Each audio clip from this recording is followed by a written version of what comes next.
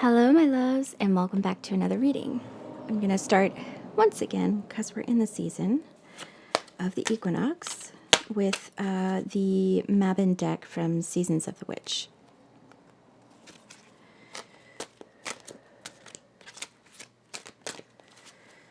Okay.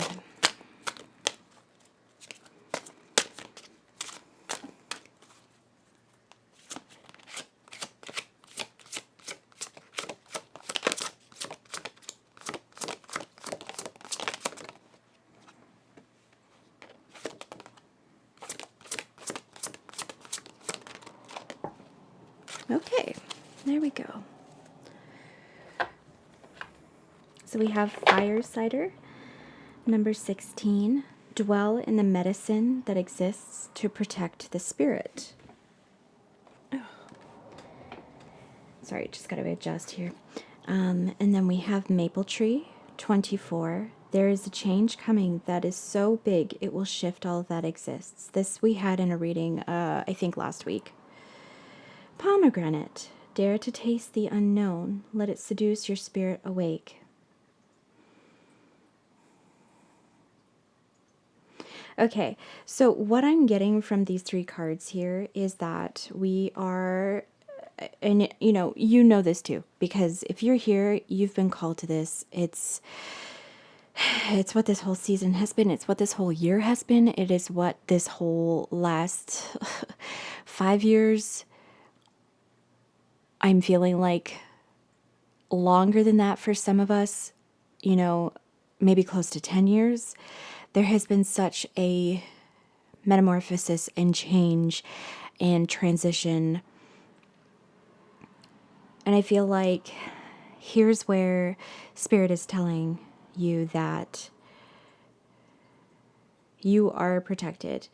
Keep in touch with the spirits that you work with, your ancestors, especially, I'm hearing, the people who knew how to make this medicine here in this world, the deities that you may work with, everything. Be in touch and aligned with your highest self, deepest self, that, oh man. Sorry, I'm just looking outside of the window and the way that the wind is blowing in the leaves and they're just rippling and shimmering and shining. This is a liminal space we are in right now. And I feel like this right here, what this is in this October, not just this past 10 years, although the entirety of the, up to 10 years, maybe even longer, depending on who you are and how you move through things. But this right now is an incredibly liminal space. Do your protection magic. Do the things that prevent stuff from, I guess, attacking you. I'll just put it that way. I don't want to do fear-mongering things, because here's the thing: you have everything you need. You have the tools that you need in order to make this happen for yourself, but also call on your ancestors and the spirits that you work with. Also, very much from this, getting, if you already have close ties with the spirits of your land, work with them as well. Don't forget them. You are part of the land too, right? So we have this protection. We ourselves need to make more of that protection for ourselves as well. And loved ones, I'm hearing as well. Whether or not they're witchy or spiritual or anything like that. Just, that's what we witches do. We protect people. And I understand consent, but it's also like praying for somebody, coming from any sort of Christian background. People say that all the time. It's the same thing, It's coming from the same place, the same heart space, the same higher sort of divine protection. Because there's a change coming that is so big it will shift all that exists. And I'm seeing this as in an internal thing for us as well as the external world. Very, very, very much the external world as well. Which, are we causing the change of the external world?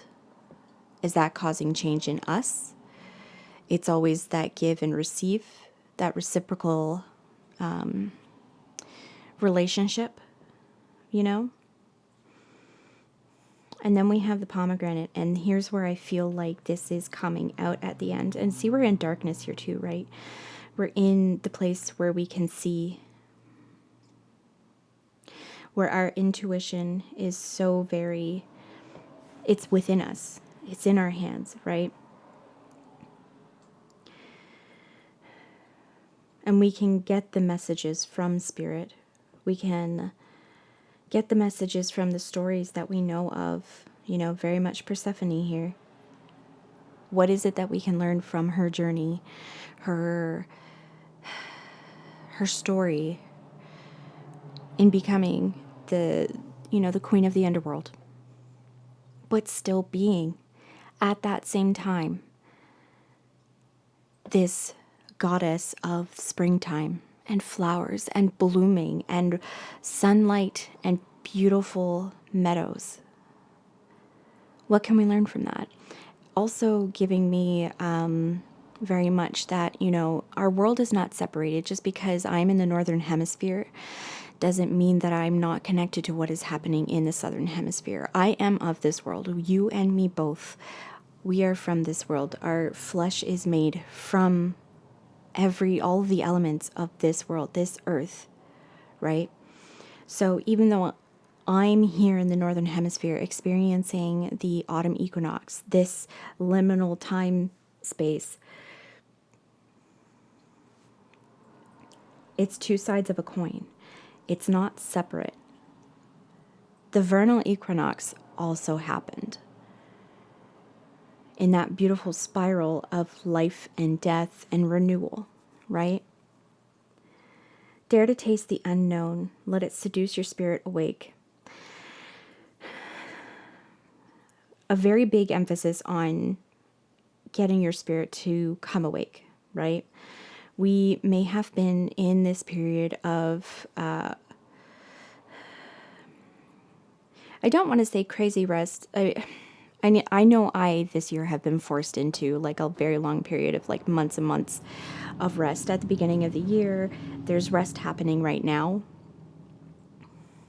And maybe that's similar for you, or your rest period, has been somewhere around these times. But what I'm seeing here is with this protection that we have of our spirit, of ourselves, of our loved ones, during this transition period will be set up well because we are aware of this transition. We are aware of the change that's coming in. We will be well set up to step into the new world, I'm hearing. Step into the new reality, which we can't see right now. We cannot see it. We have been able to glimpse at it, and we know the cycles. We know the cycles. They are ingrained with us, again, because we live here and we are from this earth, right? We know the cycles of things. We know the cycles of stories, right? We know we have a lot of written history as well, human history. We know how things kind of play out and spin out.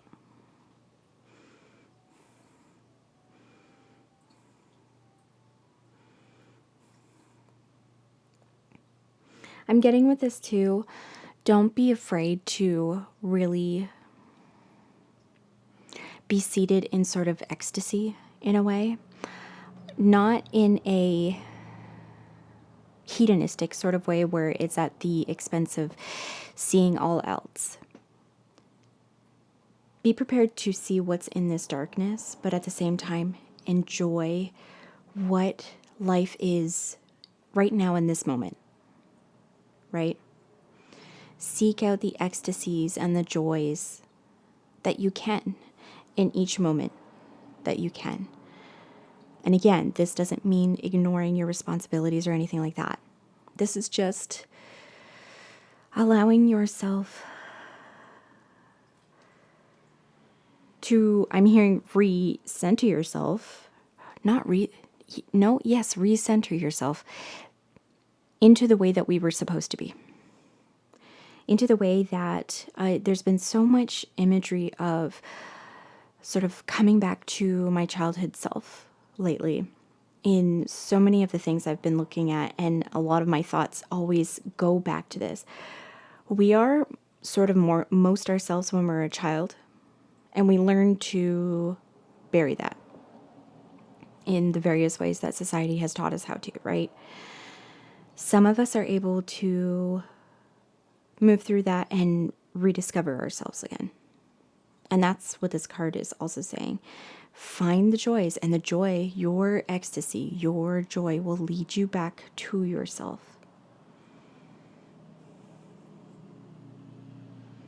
Okay, let's go on with some other cards here. What else do we want?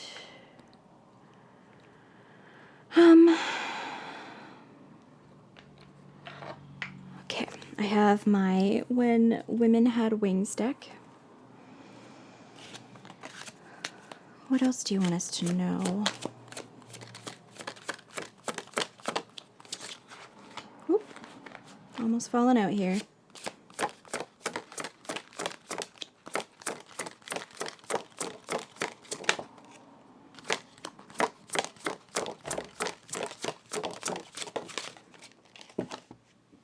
Oh, very appropriate. Oh my goodness. Okay. Well, I'm seeing the 10 of Cups and I'm yep, that's the third card. Okay. Lost a card down there.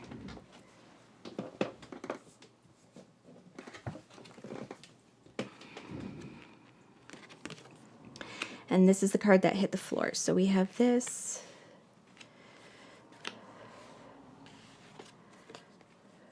Two of Pentacles. Okay. Again, with this balance, we're bringing in the balance. Yep, between the work that we have to do, the joy that we have to bring in for ourselves, cultivating that joy in ourselves. And we see it. We know what it is. We know how to bring it is. If you are here right now, your intuition has been spot on.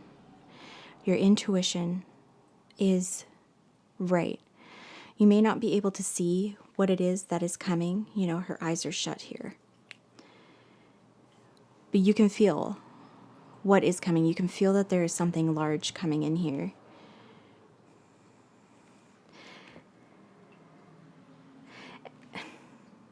And we have this, yes, this balance that we have to be able to do, this infinity, this give and receive, right?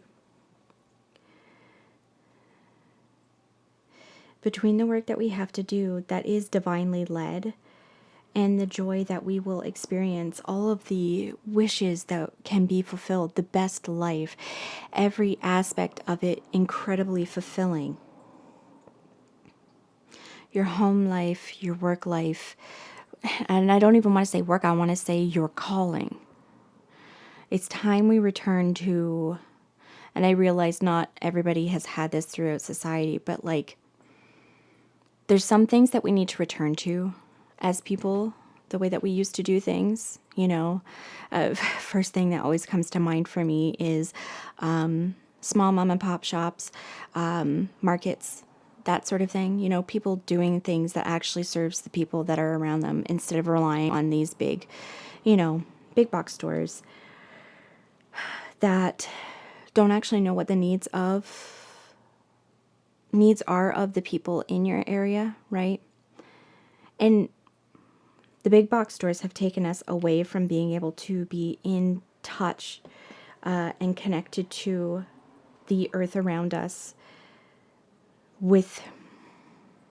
because we would take materials from the earth around us, right?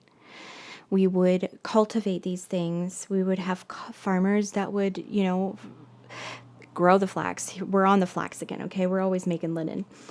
But we would have the farmers who would grow the flax, right? And they would do all of the things that they need to do to process it at the end of the season in order to make that linen, in order to, for the person who is, just a neighbor in the town near you, and maybe a couple of the towns around you as well, to make good clothing and anything else that is needed. Very good linen sheets, And so our lack of connection to the earth around us, it has not been a good thing for us. So I'm also going to say, too, find the joy in the thing. I mean, I'm seeing her as dancing here, especially with the way that the robes are flowing here. Dance with the earth around you. Really connect in with the world that you live in. Your local area, the nature there, the spirits that live there, the people that live there, insofar as you can.